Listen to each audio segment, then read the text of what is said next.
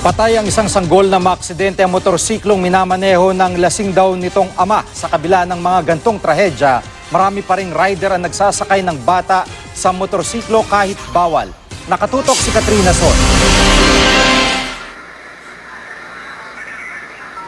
Pumapalahaw ng iyak ang 10 buwang gulang na sanggol na ito nang isugod sa ospital sa Limay, Bataan.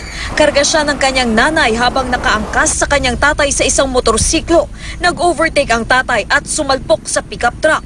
Lumalabas sa investigasyon na lasing ang tatay. Silang tatlo, walang helmet.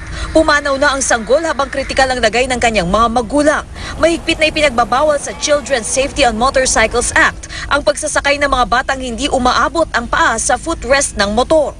Wala ring suot na helmet ang angkas sa motorsiklong ito sa Arayat, Pampanga.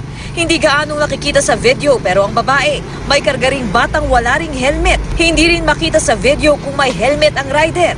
Ang dami ring paglabag ng rider na ito sa Angeles, Pampanga. Napakadelikado ng pagkakaangkas niya sa bata na posibleng makabitaw anumang oras. Wala nang ang helmet ang bata. Hindi pa abot ang paa nito sa footrest ng motor at di abot ang mga braso niyang yumakap sa rider. Tila di rin alintana ng ginang na ito sa Dingras, Ilocos Norte na inilalagay niya sa peligro ang angkas na bata. May nakasabit pa siyang supot sa manibela.